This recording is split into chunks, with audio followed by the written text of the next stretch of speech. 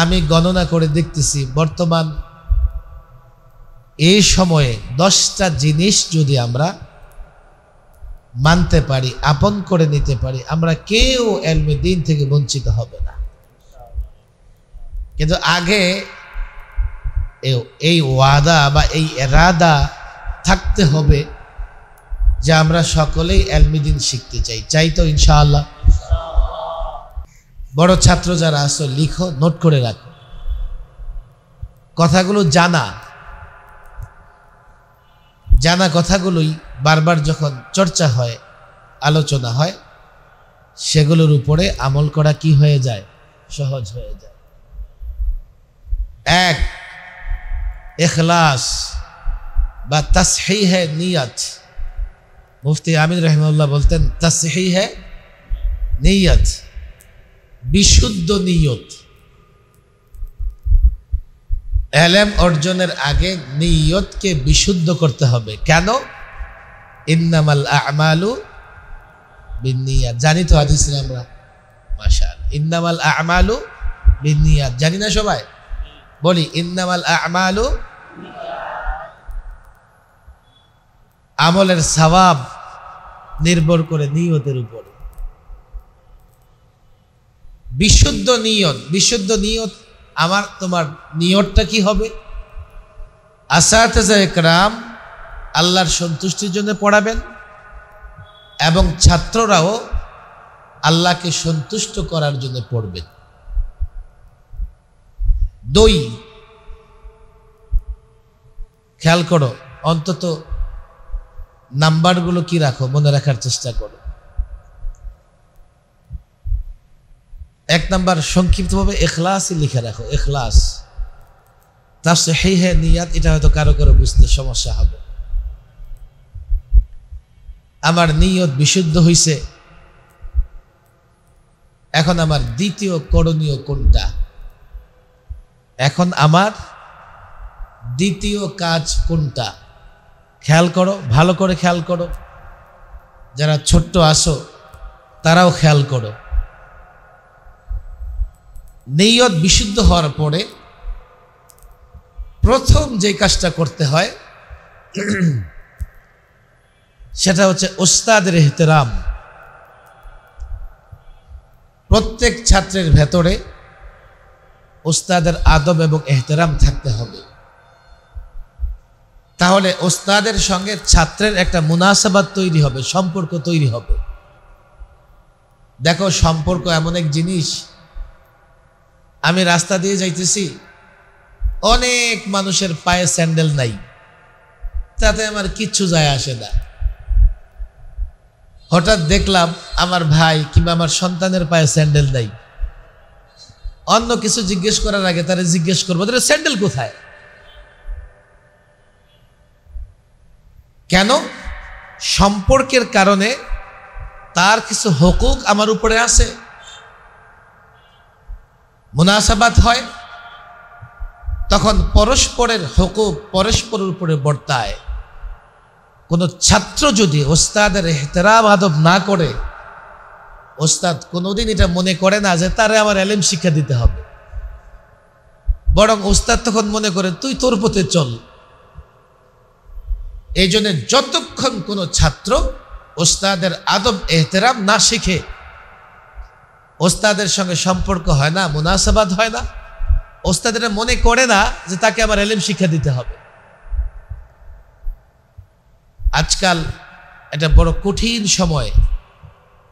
এই যে তোমরা এখানে বসছো আমার সামনে, আসাতিজা ইকরাম তোমাদের আমার সামনে বসাই দিছে, এর মানে এই না যে তোমরা সবাই আমার মুরিদ,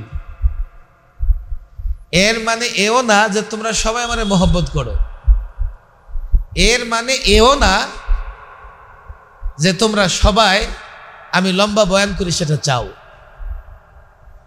কতগুলো বিষয় দেখো, বড় ছাত্ররা ভালো করে শোধো।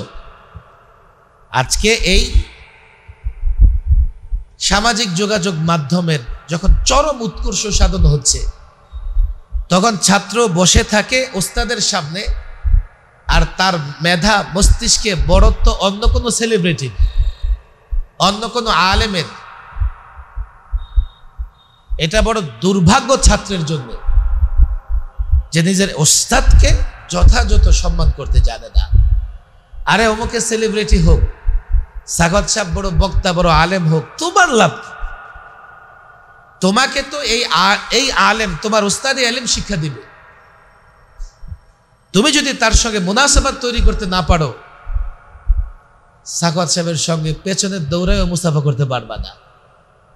আর তুমি যদি আলেম হও, সাগত সাহেব তোমার সঙ্গে মুসাফা করার অপেক্ষায় থাকবে। বড় পরিষ্কার কথা, বোঝার চেষ্টা করো। সামাজিক যোগাযোগের এই সময়ে ছাত্রদের জেহান এত ইন্তিশার থাকে, তারা ওস্তাদের সামনে বসেও ওস্তাদের ত্রুটিগুলো দেখতে থাকে। আর বাহিরের সেলিব্রিটি মার্কা যারা আছে, তাদের বড়ত্ব তার মাথায় ঘুরপাক খাইতে থাকে। তোমাদের একটা যৌক্তিক প্রশ্ন হতে পারে যে হুজুর, ওস্তাদের ভিতরে তো এই ত্রুটি আছে, পড়াইতে পারে না, এই করতে পারে না। এরপরেও তোমার দায়িত্ব ওস্তাদের জন্য দোয়া করা। তোমার দায়িত্ব ওস্তাদের জন্য দোয়া করা। এরপরেও ভাল লাগে না, বৎসরের মাঝখানে সাম্মা খায়ের শয়তানের পেছনে পড়তে পারবা না। 1 বছর থাকতে হবে, বৎসর শেষে প্রতিষ্ঠান পরিবর্তন করো। কিন্তু সবচেয়ে মজার ব্যাপার কি, আজকাল কোনো ছাত্র ওস্তাদ দেখে মাদ্রাসায় ভর্তি হয় না, বড় প্রতিষ্ঠান দেখে ভর্তি হয়। কেন? প্রতিষ্ঠানের ইট বালি বিল্ডিং তোমাকে পড়াবে? জামিয়া শরীফিয়ায় ওস্তাদরা যে মেহনত করে, বড় অনেক প্রতিষ্ঠান আছে, বড় বড় বিল্ডিং আছে, সেখানে এই মেহনত নাই। ইট বিল্ডিং বালি সিমেন্ট তোমাকে পড়াবে না। তুমি দেখো কোন প্রতিষ্ঠানের আসাদজা ইকরাম তোমার পিছনে মেহনত করে। ওস্তাদ ঠিক করো আগে। এটা বড় আফসোস আজকালের ছাত্রদের জন্য, আসাদজা ইকরামের প্রতি মনোযোগী না হয়ে অন্য বড়দের প্রতি মনোযোগী হয়ে ওস্তাদের মেহনত করে। আমি বলি না সেই বড়দেরকে তুমি সম্মান করবা না, করবা, যথেষ্ট সম্মান করবা। ওস্তাদের প্রতি আদব এবং এহতেরাম তোমার যথেষ্ট থাকতে হবে। এই কথাগুলো আমি বড় আফসোসের জায়গা থেকে বলতেছি। দেখো, আমি এক বড় মাদ্রাসায় গেছি, ছেলেরা দর্শ থেকে দৌড়াইয়া আমার সঙ্গে মুসাফা করতে আসছে, আমি একটার সঙ্গে মুসাফা করে দিই। আমি দর্শে ফিরে যাও, ওখানে বসো, আমি তোমাদের সাথে মুসাফা করতে আসব। আমার সঙ্গে মুসাফা করতে এসে তুমি তোমাদের ওস্তাদদের কষ্ট দিচ্ছ। যাও, দর্শে ফিরে যাও। আমার সঙ্গে মুসাফা করা জরুরি না। ওরা আবার দর্শে ফিরে গেছে, আমি সেখানে গেছি। সেক্ষেত্রে আমি রেকর্ড হয়ে গেছে, তারপর রেকর্ড হচ্ছে, তারপর কথা তো বলাই লাগে।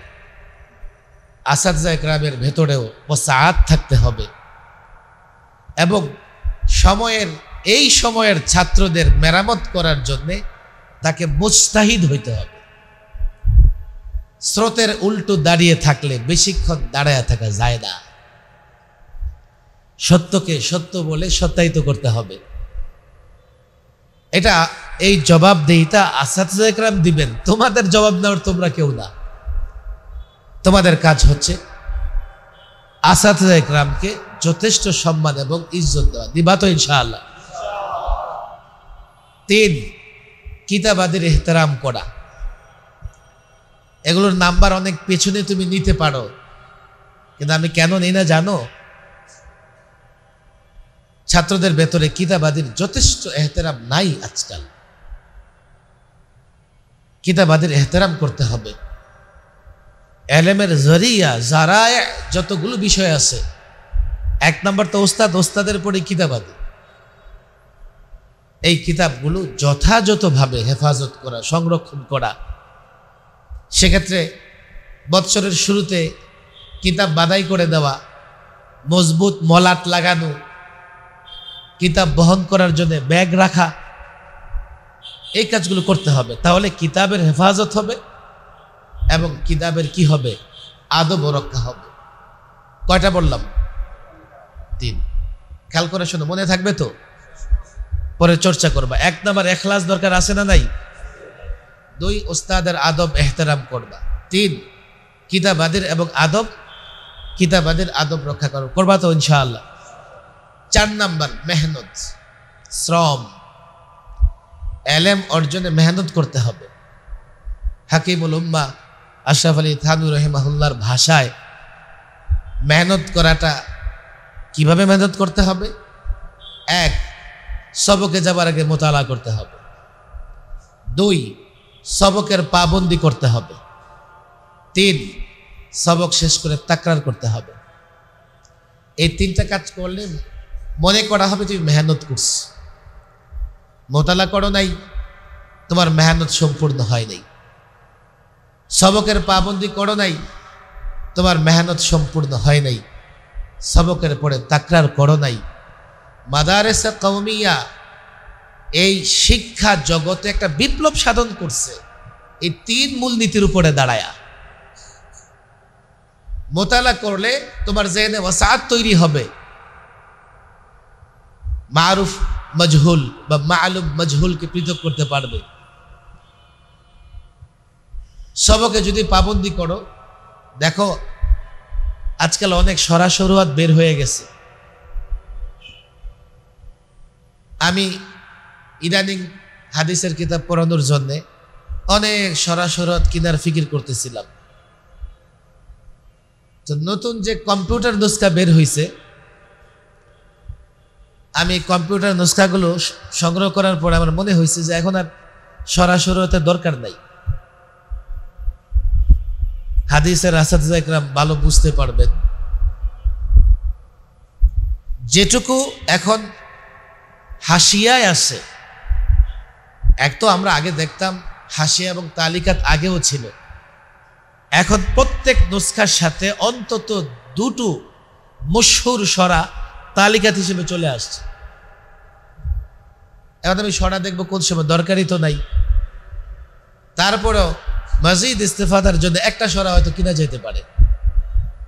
আমরা মুফতি আমিন রহিমাহুল্লাহর কাছে যখন বুখারী শরীফ পড়তাম, অধিকাংশ সময় হুজুর বুখারী শরীফের অনেক বিষয় হাদিস থেকে আমাদেরকে হল করায় দেওয়ার চেষ্টা করতেন,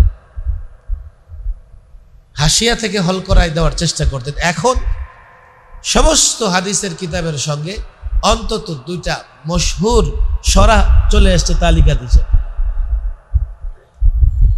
এখন তোমার মনে হইতে পারে হুজুর যতই বলো সরাসরুয়াতের চাইতে তার সুন্দর বলতে পারবে না।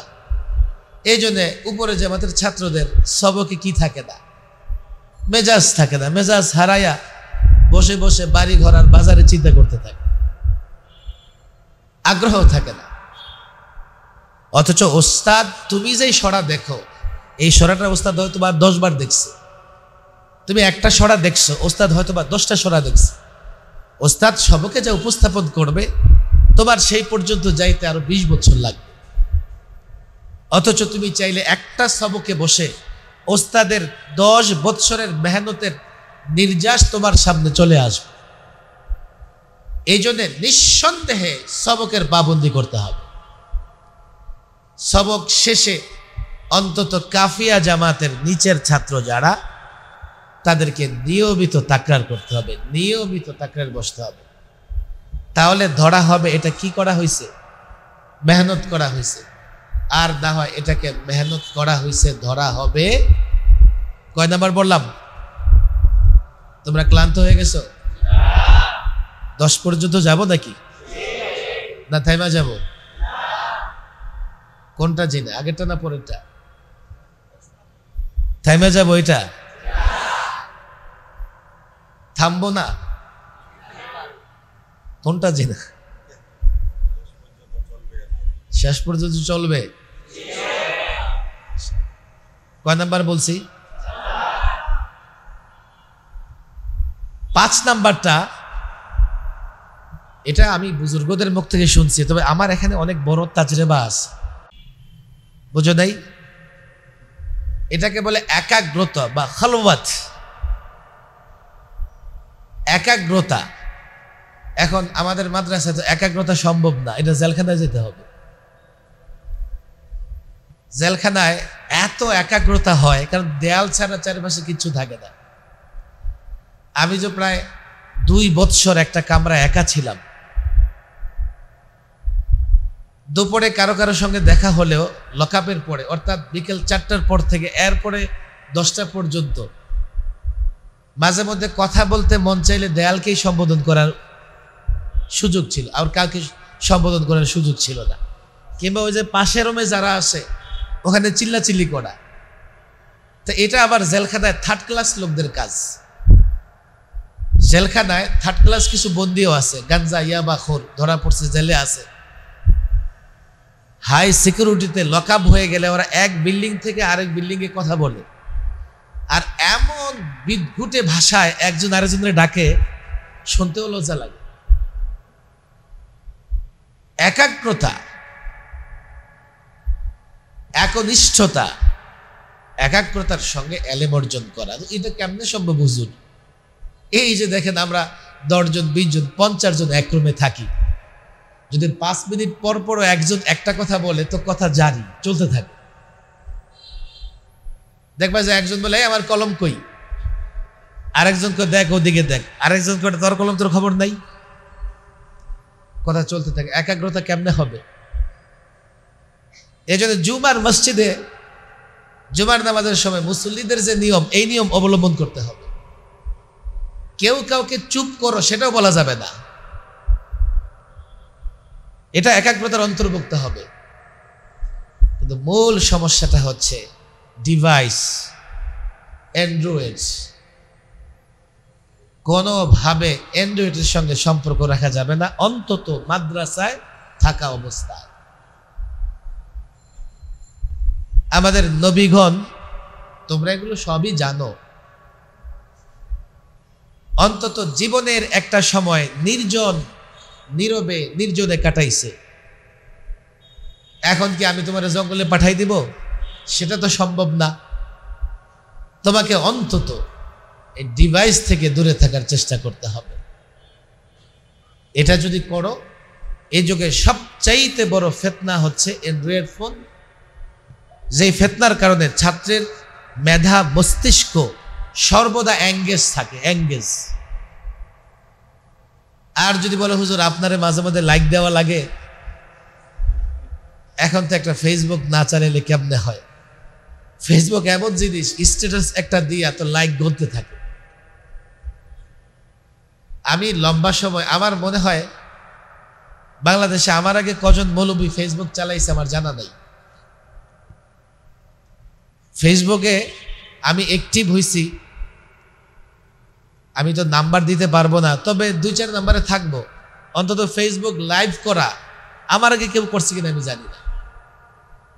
আমি বাংলাদেশে ফেসবুক অ্যাকাউন্ট খুলি নাই, আমি অ্যাকাউন্ট খুলে আসছি ভিন্ন দেশ থেকে। এদেশে তখন ফেসবুকের কোনো প্রচলনই ছিল না। ওই দেশে গিয়ে দেখি লোকেরা ফেসবুকে লাইভ করে, কিন্তু বাংলাদেশে তখন ফেসবুকে লাইভ শুরু হয়নি। হঠাৎ এক ঈদের দিনে বাংলাদেশে ফেসবুক কোম্পানি ঘোষণা দিল আজ থেকে বাংলাদেশও লাইভ চলবে। আমি পরীক্ষামূলক কি করলাম, লাইভও দিলাম। কোনোদিন আমি দেখলাম না যে কয়জন লাইক দিছে, কয়জন হা রিয়েক্ট দিছে, কয়জন লাভ রিয়েক্ট দিছে, কয়জন ভেঙচি কাটছে। নানা রকমের সুবিধা আছে ফেসবুকে, পছন্দ না হলে একটু দাঁত বের করে খিলখিলে দেওয়া যায়। আবার মানে অ্যাংরি অর্থাৎ রাগান্বিত ইমোজি আছে, এটা দেখায়া কোনোদিন দেখি না, কিন্তু এই যুগের ছেলেরা ঝগড়া করতেছে যে অমুকে কেন আমাকে হাহারি এক দিল, তারা পাইলে আমি সার্চ করে ফেলব।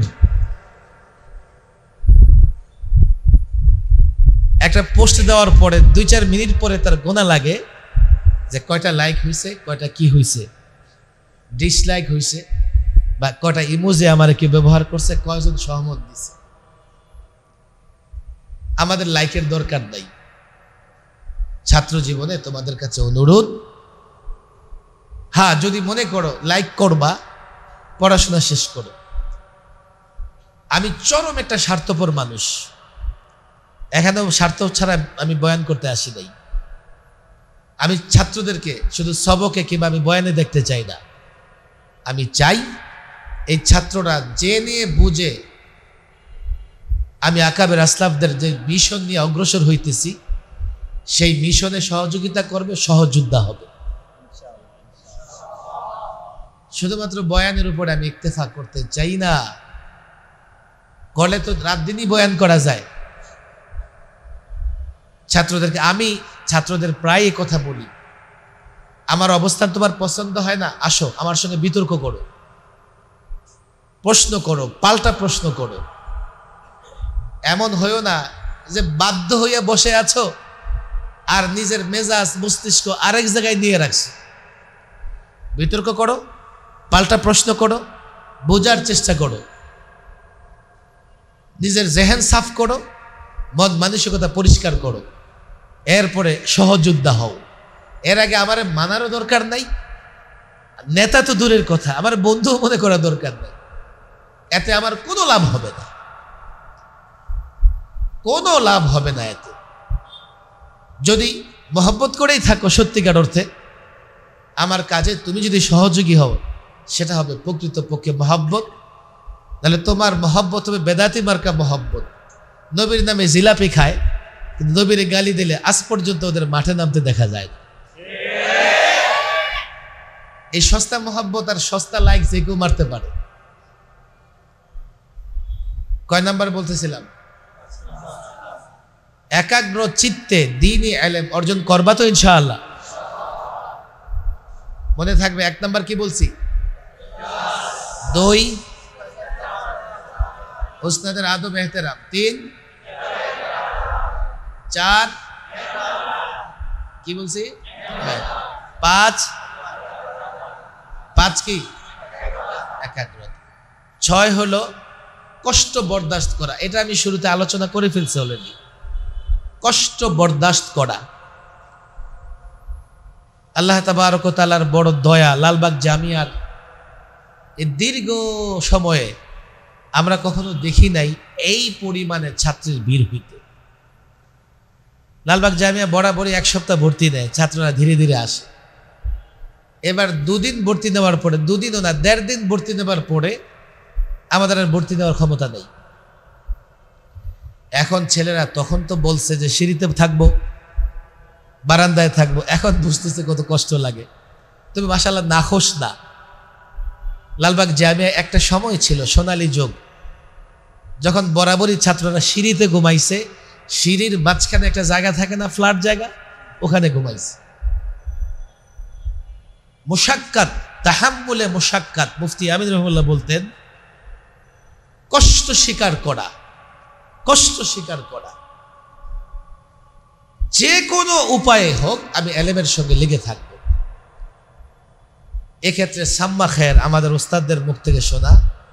সাম্মা খায়ের মানে হলো, সাম্মা মানে উহা, খায়ের মানে আচ্ছা। সাম্মা খায়ের উহা আচ্ছা হ্যায়। ছাত্রদের ভিতরে এই ধরনের একটা মনোভাব থাকে, এই প্রতিষ্ঠান থেকে ওই প্রতিষ্ঠান ভালো।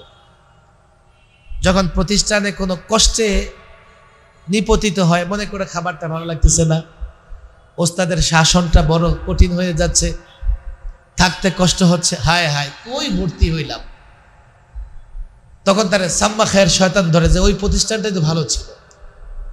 আল্লাহর কসম করে বলি, বৎসরের মাঝখানে সাম্মা খায়ের শয়তান রে বিদূরিত করে ফেলবে, একেবারে দূরে। দেখ শয়তান, অন্য কোনো প্রতিষ্ঠান আমার সামনে নিয়ে আসিস না। ভর্তি হয়েছে 1 বছর, লাশ না হলে প্রতিষ্ঠান থেকে বের হবে না। কষ্ট বরদাস্ত করবো তো ইনশাআল্লাহ? না সাম্মা খায়ের শয়তানের পিছে পড়বো? শয়তানের নাম কি? নাম কি মনে থাকবে তো? সাম্মা খায়ের শয়তানের পিছনে পড়বো। কয়টা গেছে? 7। লম্বা সময়। মুফতি আমিন রহমাতুল্লাহ বলতেন, অতুলু জামানিন, যদিও এটা একটা শেরের ব্যাখ্যা, হুজুরের শব্দ, তোমাদের মনে রাখার জন্য, যে লম্বা সময় মেহনত করা। ছাত্রদের ভিতরে আজকাল তাড়াহুড়ার একটা প্রবণতা আছে। এই জন্য অনেক ছেলেই দেখো মাদানী নিসাবে পড়তে খুব আগ্রহী হয়। মাদানী নিসাব কোন প্রতিষ্ঠানে যদি মাদানী নিসাব খুব মেহনত করে পড়ানো হয়, তুমি যাও, আমি বাধা দেই না। কিন্তু তোমার মন মানসিকতা যদি এমন হয় যে আমি সংক্ষেপে মৌলবী হয়ে যাব, আল্লাহর কসম তোমার ওই প্রতিষ্ঠানে গেলে কোনো বরকত হবে না। লম্বা সময় ধরে কি করতে হবে মনে থাকবে তো ইনশাআল্লাহ? না সংক্ষেপ, শর্ট শর্ট শর্ট শর্ট কোর্সের চিন্তা করবা? কি করে একটা জামাত ফাঁকি দিয়ে মৌলবী সাহেব হয়ে যাওয়া যায়? আরে তোমরা তো 11 বছরে মাস্টার্স পাস করো, অথচ স্কুল কলেজে মাস্টার্স পাস করার জন্য কম পক্ষে 17 বছর লাগে। কত বছর লাগে? আর তুমি 11 বছরে কি করতেছো? মাস্টার্স পাস করতেছো, এরপরে শর্ট কেন লাগবে? দরকার কি? সময় ব্যয় করো। সময় বের করলে এলেমে কি আসবে? মজবুতি আসবে। কয় নাম্বার গেছে? 7 না 8? মনে রাখছো ঠিক মতো? কয় নাম্বার গেছে? 1 বলো, 2, 3, 4, 5, 6, 7। লম্বা সময় মেহনত করা। 7, 8 তালিমি মুরব্বী থাকা। কি রাখতে হবে? তালিমি মুরব্বীর দরকার আছে না নাই? যেই ছাত্র নিজ থেকে সিদ্ধান্ত নেয়, তার সিদ্ধান্ত সঠিক হলেও সে ক্ষতিগ্রস্ত হবে। যেই ছাত্র নিজ থেকে সিদ্ধান্ত নেয়, তার সিদ্ধান্ত সঠিক হলেও সে কি হবে? বলে হুজুর সঠিক হলে আবার ক্ষতিগ্রস্ত কেমনে হই? ওই যে তার ভেতরে একটা মানসিকতা তৈরি হবে, দেখছস বেটা আমি সিদ্ধান্ত নিছি, আমি সফল, আর তুমি বসে রয়েছো হুজুরের পিছনে, যাও বয়ে থাকো, মাদ্রাসাও পরিবর্তন করলা না, আমার কথাও শুনলা না। তালিবি মুরব্বী প্রত্যেকটা ছাত্রের জন্য। আমি মুফতি আমিন রহিমাহুল্লাহর খাদেম কেমনে হইলাম? আসলে আমার দাদা বড় পণ্ডিত মানুষ ছিলেন। লালবাগে ভর্তি হওয়ার পরে হুজুর আমারে নিয়ে আমার এলাকার একটা প্রোগ্রামে গেলেন। কেমনে? আমার এলাকার মাদ্রাসার মোহতামিম সাহেব আসলেন, আমিন সাহেবকে দাওয়াত দিবেন। আমি সহ গেলাম, দাওয়াত দিল, হুজুর প্রোগ্রাম রাখলেন। সেই প্রোগ্রামে হুজুর গেলেন। যাওয়ার পরে আমার দাদা মুফতি আমিন রহিমাহুল্লাহর হাত ধরে কান্না শুরু করে দিলেন। একেবারে বাকায়দা কান্না শুরু করে দিলেন। এখন তো হুজুর অনেক ই করতেছে যে কান্নাকাটি করেন না, কি হয়েছে, আমরা আসি। পরে হুজুর বলেন ঠিক আছে, আপনার সহমতে আমি তারা দিয়ে দিলাম। এরপর থেকে নানান সময় হুজুর আমার খোঁজ খবর নিতেন। যখন ছাত্রাবাস থেকে কাফিয়া পড়ে আমি এই বিল্ডিং এ সরেজমিতে চলে আসছি, এখন আরো কাছাকাছি আসছি, হুজুর আরো আমারে কি করতেন? কাছাকাছি রাখার চেষ্টা করতেন। এরপর আস্তে আস্তে খাদেম হই। আমি লালবাগ থেকে দাওরা ফারেক যে বছর হই, মাওলানা মহিউদ্দিন খান সাহেব রহিমাহুল্লাহ, তখন রাবেতা, সৌদি আরবে একটা সংগঠন আছে রাবেতা, এই রাবেতার সদস্য ছিলেন। আর ওনার ছেলে আহমদ ভাই আমার খুব ঘনিষ্ঠ পরিচিত মানুষ। আহমদ ভাইরে বললাম আমি উম্মুল কুরাতে পড়াশোনা করবো মক্কাতুল মুকাররমায়, আপনি ব্যবস্থা করে দেন। তিনি বলেন ঠিক আছে, ব্যবস্থা করে দিতেছি। একেবারে খান সাহেব হুজুরকে দিয়ে সুপারিশ টুপারিশ করায় আমার কাগজপত্র রেডি করে সব দিল। আমি পাসপোর্ট করলাম, আমি ফারেক হয়েছে, রোজার পরে কই চলে যাব? উম্মুল কুরাতে চলে যাব। লালবাগ মাদ্রাসার আব্দুর রব মদিনা হুজুর রহিমাহুল্লাহর সঙ্গে ছাত্রাবাসা থাকতে আমার তালিমি মুরব্বী হিসেবে হুজুর আমার খুব মহব্বত করতেন। আমি যখন বললাম যে আমি তো চলে যেতেছি হুজুর, আমি ই করব, উম্মুল কুরাতে পড়াশোনা করব, এমন ধমক দিলেন আর রাগ হইলেন, যাও আগে গিয়ে আমিন সাহেবকে জিজ্ঞেস করব। হুজুর এই ধমক দিয়ে দিচ্ছে, আমি আসছি আমিন সাহেবের কাছে, আমি তো কাগজপত্র তৈরি করছি, আমি কি করব? তো হুজুর আসলে খুব বেশি কথা বলতেন না, এতটুকু বলেন তুমি লালবাগেই থাকো। তখনও আত্মীয়তার সম্পর্ক হয়নি, লালবাগেই থাকো, আগামীতে এখানে ইফতা ভর্তি হয়ে যাও। আমার এরাদা হলো ইফতারটা যেন আরো সুন্দর হয়, থাকো এখানে। তোমরা মনে করতে পারো আমি ক্ষতিগ্রস্ত হয়েছি। ওস্তাদদের কথা শুনে মোটেও আমি ক্ষতিগ্রস্ত হই নাই। তালিমি মুরব্বী লাগবেই তোমাদের। এখন বলো যে হুজুর সাগত সাহেব, হুজুর আপনি আমার তালিমি মুরব্বী। বাংলাদেশে অনেক জায়গায় গেলে এইভাবে ছেলেরা ধরে, হুজুর আপনি আমার তালিমি মুরব্বী হন। বেটা তালিমি মুরব্বী আমি হইলে আমার সঙ্গে দেখাই তো তোর হবে না কোনোদিন। তালিমি মুরব্বী নিজ প্রতিষ্ঠানের, বোঝার চেষ্টা করো। অর্থাৎ মাঝে মধ্যে যার সান্নিধ্যে গিয়ে পরামর্শ নিয়ে আসতে পারো এমন একজনকে। আর এটা তালিমি মুরব্বী একজনই হইতে হবে এমন না, পরিবর্তনও করতে পারো। একটা সময় মনে হয়েছে যে না, এই হুজুরের চাইতে ওই হুজুরের সাথে সম্পর্কটা আমার জন্য ফায়দামন্দ হতে পারে। এটা তো একটা সময় ছিল যে একটা ছাত্রের একটা বিষয়ে ত্রুটি আছে, তো এই ওস্তাদ এটা মেরামত করতেন না, আরেক ওস্তাদ দিয়ে বলতেন যে আপনি এটা মেরামত করে দেন। কোনো কমি আছে, হাতের লেখা অসুন্দর, তো আরেক ওস্তাদের হাওয়ালা করতেন যে হুজুর আপনি একটু কি করেন, হাতের লেখাটা ঠিকঠাক করে দেন। নাও সরফে কমতি আছে, আরেক ওস্তাদের হাওয়ালা করতেন যিনি নাও সরফ ভালো জানেন, আপনি একটু কি করে দেন, ঠিকঠাক করে দেন। তোমাদের বলি দেখো, তালিমি মুরব্বী লাগবে, তালিমি মুরব্বী লাগবে।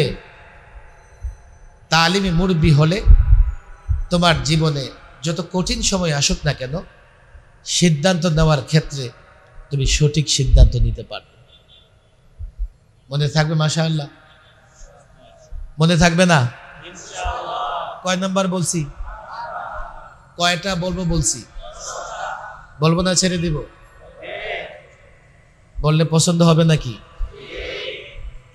9, পরস্পরে হামদর্দি, আপোষে পরস্পর ছাত্রদের ভেতরে মিল মোহব্বত। বড় ছেলেদের বলি খবরদার, মাদারেসে কওমিয়ার অন্যতম বৈশিষ্ট্য, একজন আসছে কুমিল্লা আরেকজন রংপুর থেকে, পাশাপাশি একদিন সবকে বসছে, তো পরস্পরে ভ্রাতৃত্বের বন্ধনে আবদ্ধ হয়ে যায়। মাদারেসে কওমিয়ার বৈশিষ্ট্য, তুমি জানো না তোমার পাশে যে আছে সে জিন না মানুষ, তোমার কিন্তু খবর নাই, হুজুররাও জানে না। আইসে রংপুর থেকে পরিচয় দিয়ে ভর্তি হয়ে গেছে, হুজুর মনে করতেছে মানুষ, আসলে ওই জিন। তোমার এখানে কোনো জিন আছে কিনা আল্লাহই জানে। এখানে কোনো বংশ পরিচয়, এখানে কোনো অর্থ সম্পদ কিছুই দেখা হয় না। ওস্তাদের সামনে চাটায়ে বসে গেছে, পরস্পরের এত আপনজন হইছে, একসঙ্গে খাচ্ছে, পাশাপাশি ঘুমাচ্ছে, একজন আরেকজনকে সহযোগিতা করতেছে।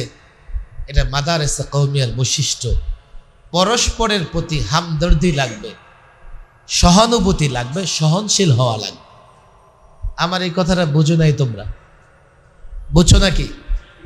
না ওই যদি বলে তোমার একটা বকা দেয়, তুমি ওরে 3টা বকা দিয়ে দিবা। ওই একটা খোঁচা দিলে তুমি 4টা খোঁচা দিয়ে দিবা। ওই যদি তোমার লাথি দিতে চায়, তুমি লাথি মেরে দিবা। খবরদার, ছাত্রদের প্রতি পরস্পরের প্রতি মিল মোহাব্বত থাকতে হবে। দেখো, হোসনে খুলক এমন এক জিনিস, গালেবান মুসলিম শরীফের হাদিসে আমার দেখা, আল্লাহু আকবার, পরস্পরের প্রতি সৎ ব্যবহার করা রাত জেগে নামাজ পড়ার চাইতে উত্তম। হোসনে খুলকের কি মর্যাদা! পরস্পরের প্রতি সদ্ব্যবহার করা। আমাদের যুগ যুগ ধরে আমাদের ভেতরে এই বৈশিষ্ট্য ছিল, এখন ছাত্রদের ভেতরে ছোট্ট একটা বিষয় নিয়ে কি হয়ে যায়, সম্পর্ক খারাপ হয়ে যায় এবং পরস্পরের ভেতরে মারামারি করতে উদ্বুদ্ধ হয়ে যায়। তাহলে আমরা পরস্পরের প্রতি সহানুভূতিশীল হব কি হব না? সহনশীল হব কি হব না? কয় নাম্বার বললাম? মনে থাকবে? 9 নম্বরটার কোনো দরকার নাই। আর আসে নাকি? না একেবারে আওয়ামী লীগ বিএনপি মতো মারামারি করতে উদ্বুদ্ধ থাকবা? হামদর্দি থাকবে? থাকবে? ওয়ান রেকর্ড না হলে আমি কিছু ঘটনার কথা বলতাম। হঠাৎ রাত 2টায় বাংলাদেশের এক মাদ্রাসা, বড় মাদ্রাসা ফোন আসছে, হুজুর থামাত, বুঝতেছি না কে কারে দৌড়াইতেছে। কে কারে দৌড়াইতেছে মানে হুজুর দাওরা আর তাফসির একদিকে আর ইফতার নিচের জামাতে একদিকে, ধাওয়া পাল্টা ধাওয়া চলতেছে। তাই বললাম ঠিক আছে, 2 গ্রুপের নেতাকে আমার ফোন লাগাই দাও। এখন তোরা ধাওয়া পাল্টা ধাওয়ায় আছে, ওদেরকে আর ফোন ধরার সময় আছে? কষ্ট করে গিয়ে ইফতার এক জামাত এক ছাত্রের কাছে পড়ছে, বলে কি হয়েছে তোদের? আমার চিনো, আমি অমুক। হুজুর চিনছি। এখন বন্ধ করো। কওমি মাদ্রাসায় ছাত্ররা পরস্পর মারামারি করবে, সে কওমি মাদ্রাসার ছাত্র হতে পারে না। আশিদ্দাউ আলাল কুফার রুহামাউ বাইনাহুম। আমি লড়বো, লড়াই করব, বাহাদুর হব আমার এক ভাইয়ের বিরুদ্ধে। দা তোমাদের ভেতরে আমরা চাই পরস্পর হামদর্দি এমন হোক যাতে করে আমরা কাফের বেঈমানদের বিরুদ্ধে লড়াই কি হইতে পারি, অগ্রণী ভূমিকা পালন করতে পারি। মনে থাকবে তো ইনশাআল্লাহ? কটা বলছি? 10 নম্বর বলবো নাকি? বলতে হবে এটা? এটারও দরকার আছে। এটা একটু বুঝতে তোমাদের কষ্ট হবে। এটাকে বলা হয় বেদারে মগজি, সচেতন। কওমের সন্তান বোকা থাকতে পারে না। মনে রেখো, আমরা তোমাদের নিয়ে ফখর করি, গর্ব করি, অথচ তুমি এমন পাঞ্জাবিটা ঠিক মতো করতে পারো না। এটাকে বলে বেদারে মগজি, সচেতন। মোমেন ধোকা দেয় না, ধোকা। আমি তোমাদের কাছে অনুরোধ, সচেতন থাকো। আর এমনি তো ইফতার ছেলেরা, ইফতার তো নাই, তারা জানবে। কায়দা আছে, মান জাহিলা বি আহলি জামানিহি ফাহুয়া জাহিল। বলবো ছাত্র জীবনে সচেতন কেমনে থাকবো? আমি এক মাদ্রাসায় গেছি, আমার দিকে তাকাও তোমরা, নাম বললে তোমরা চিনে ফেলবা। যাওয়ার পরে ছাত্ররা খুব আসছে যে হুজুর আপনি বের হইছেন, আমরা শুনতে পারছি। আমি বললাম কেমনে শুনলাম? আমি কবে বের হইছি? হুজুর এই তো মাত্র বের হইছেন। মাশাআল্লাহ, ভালো। আমি তাদের কিছু প্রশ্ন করলাম। ওরা মানে এমন মনে হলো যে আসহাবে কাফের নাম শুনছো? আমার কাছে মনে হলো যে আসহাবে কাফ, কোনো খবর নেই। এরপরে ওস্তাদরা আসছে দেখা করতে। আমি বললাম ছাত্র যদি আসহাবে কাফের সদস্য হয়, আপনারা কি এক ঘুমে শত বৎসর পান, তাদের কোনো খবর নাই? বলবেন হুজুর আমরা তাদেরকে নানান ডিভাইস থেকে বিচ্ছিন্ন করছি, তাদের হাতে মোবাইল দেই নাই, কিচ্ছু দেই নাই, সব ঠিক আছে। আমি বললাম আরে মোবাইল তো আমিও নিষিদ্ধ করি, কিন্তু আপনার জবান তো নিষিদ্ধ না।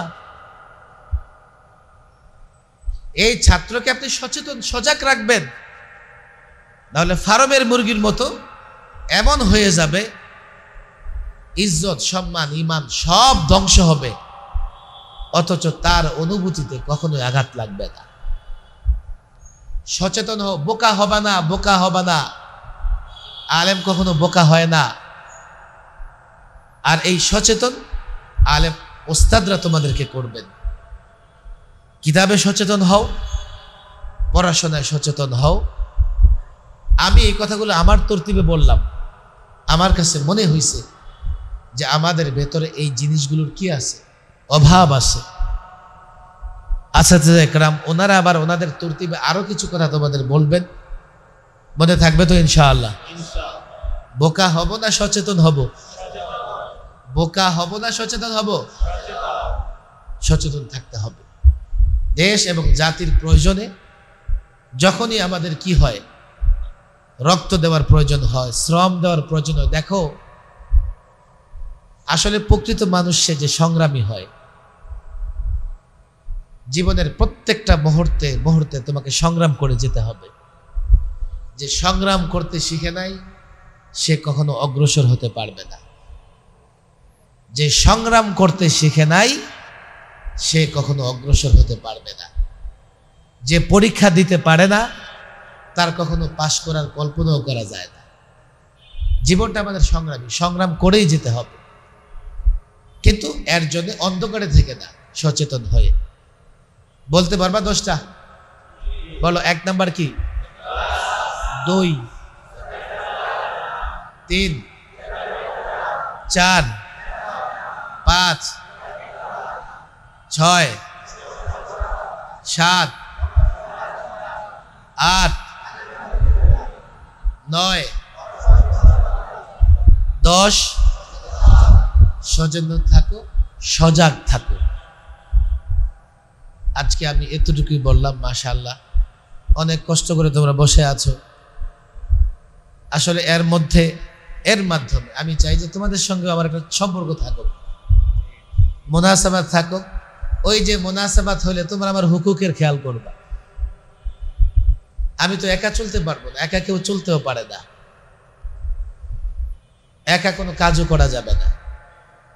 আর আমার জীবনটা অত্যন্ত সংগ্রামী। আমি এক পায়ে দাঁড়ায় আরেক পায়ের সঙ্গে সংগ্রাম করে আসছি। এক পায়ে দাঁড়ায়া আরেক পায়ের সঙ্গে সংগ্রাম করে আসছি। আমি যতটা অগ্রসর হয়েছি আমার সংগ্রাম ততটা আরো বেশি করতে হয়েছে। এখনো নানামুখী সংগ্রাম। ঠিক এই বস্তুবাদের ভিড়ে, রিয়া এবং কিবিরের ভিড়ে, লোক দেখানো সংগঠনের ভিড়ে এই সংগ্রাম করেই টিকে থাকতে হবে।